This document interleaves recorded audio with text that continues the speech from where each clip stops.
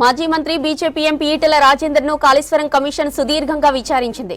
Project అనుమతులు, నిధుల విడుదలపైనే ప్రధానంగా ప్రశ్నలు అడిగింది ఘోష్ కమిషన్. అంతా నిజమే చెప్తానని ముందుగా ఈటెలతో కమిషన్ ప్రమాణం చేయించింది. ఎప్పటి నుంచి ఆర్థిక మంత్రిగా పనిచేశారని ప్రశ్నించగా 2014 నుంచి 2018 డిసెంబర్ వరకు పనిచేశారని ఈటెల రాజేందర్ ఆన్సర్ ఇచ్చారు. కాళేశ్వరం, మేడిగడ్డ, సుందిల్లా, అన్నారం నిర్మాణం ఎవరు నిర్ణయం తీసుకున్నారని, కేబినెట్ ఆమోదం ఉందా అని కమిషన్ ప్రశ్నించింది. ప్రాజెక్టును తుమ్మిడిహట్టి నుంచి ఎందుకు షిఫ్ట్ చేయాల్సి వచ్చిందని నిలదీసింది.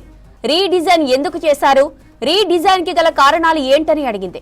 ఇక టెక్నికల్ టీమ్స్ నిపుణుల సూచనల మేరకే మేడిగడ్డ దగ్గర నిర్మాణం చేశామన్నారు ఈటెల. కేబినెట్ అప్రూవ్ తోనే, ఆనాటి కేబినెట్ సబ్ కమిటీ సూచనలతోనే రీడిజైన్ జరిగిందన్నారు ఈటెల రాజేందర్. కాళేశ్వరం ప్రాజెక్టు అంచనా తొలుత 60,000 కోట్లని, ఆ తర్వాత 83,000 కోట్లకు చేరిందన్నారు ఈటెల. ప్రస్తుతం ఎంత ఖర్చయిందో కూడా తెలియదన్నారు. ఇంత భారీ మొత్తం అంచనాలు పెరగడానికి కారణాలు తనకు తెలియవన్నారు ఈటెల.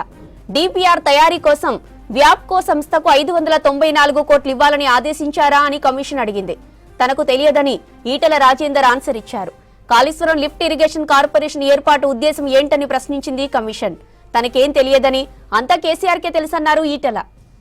రైట్, ఇక ఇదే విషయంపై మరింత సమాచారం శ్రీశైలం మనకు లైవ్ లో అందిస్తారు. శ్రీశైలం, కాళేశ్వరం కమిషన్ ఈటెల విచారణ అప్డేట్స్ ఏంటి?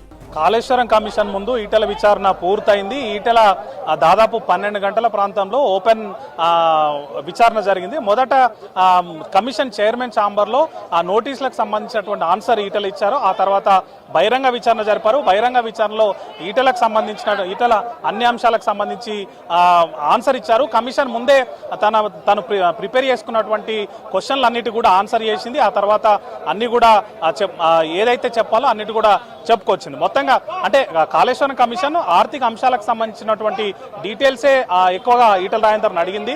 మొదటి నుంచి కూడా ఏదైతే ప్రాజెక్ట్ ఎందుకు రీడిజైన్ చేయాల్సి వచ్చింది, ప్రాజెక్టును ఎందుకు ప్లేస్ మార్చాల్సి వచ్చింది, ప్రాజెక్టు వ్యయం ఎందుకు అంటే అంచనా వ్యయం ఎందుకు పెంచాల్సి వచ్చింది, ప్రాజెక్టును ప్లేస్ మార్చడం వల్ల ఎట్లాంటి అది ఉంది, ఇట్లాంటి ప్రశ్నలు ఎక్కువగా అడిగారు. దానికి సంబంధించి ఈటెల ఆన్సర్ ఇచ్చారు. తన ఆర్థిక శాఖకు సంబంధించి ఇరిగేషన్ శాఖకు సంబంధించి డిఫరెన్స్ ఉందని, ఇరిగేషన్ శాఖ పరిధిలోనే పూర్తిగా దీని కన్స్ట్రక్షన్ కానీ ఇతర అంశాలు కూడా ఉన్నాయని, కేవలం ఆర్థిక శాఖ అనేది కేవలం బడ్జెట్ కేటాయింపులు లేకపోతే బడ్జెట్ సంబంధించిన అంశాలకు సంబంధించి మాత్రమే పరిమితమైంది. పూర్తిగా అంటే క్యాబినెట్ ఏదైతే క్యాబినెట్ ఆమోదం ఉందో ఆమోదం ప్రకారమే రీడిజైనింగ్ అనేది జరిగింది. ఆ తర్వాతనే తుమ్మిడిహట్టి నుంచి మేడిగడ్డకు ప్రాజెక్ట్ అనేది మా స్థలం మార్చారని చెప్పి ఈటెల ఆన్సర్ ఇచ్చారు. మొదటి నుంచి కూడా అంటే తుమ్మిడిహట్టి వద్ద ఎందుకు నిర్మించలేదన్నటువంటి ఆన్సర్కి అక్కడ మహారాష్ట్ర చెప్పినటువంటి అభ్యంతరాలు కానీ అక్కడ ఏర్పడినటువంటి ముంపు అధికంగా ఉండడంతో ఆ తర్వాత ఏర్పాటు చేసినటువంటి ఎక్స్పర్ట్స్ కమిటీలు అదేవిధంగా టెక్నికల్ కమిటీలు ఇచ్చినటువంటి రిపోర్ట్ ఆధారంగా వాళ్ళు అన్నారం, సుందిల్లా, మేడిగడ్డ ప్లేస్లను ప్రపోజ్ చేశారని దానికి అనుగుణంగానే కేబినెట్ సబ్ కమిటీ కూడా ఏర్పాటు చేశారు.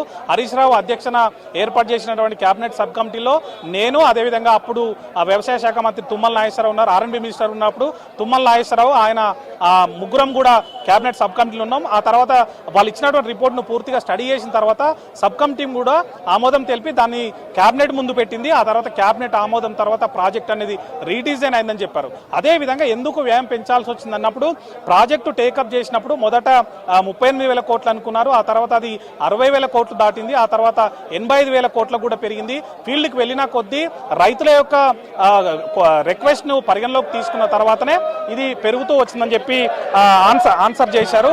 ఆ తర్వాత పూర్తిగా మనం చూడొచ్చు ఈటెల రాజేందర్ విచారణ అనేది ముగిసింది. ఈటెల రాజేందర్ సంబంధించినటువంటి విచారణకు సంబంధించి పూర్తిగా ఏదైతే అలా క్వశ్చన్లు అడిగారో ఆ క్వశ్చన్లకు అనుగుణంగానే ఆన్సర్ అడిగారు. ఆ తర్వాత అంటే ఈటెల రాజేందర్ ప్రధానంగా ఆర్థిక అంశాలకు సంబంధించి అడిగారు. ప్రస్తుతం ఈటెల రాజేందర్ మీడియా ముందుకు వచ్చారు. ఆయన అడిగి ఆయనే బ్రీఫ్ చేయబోతున్నారు. చూద్దాం ఆయన ఏం చెప్తారు ఇప్పుడు.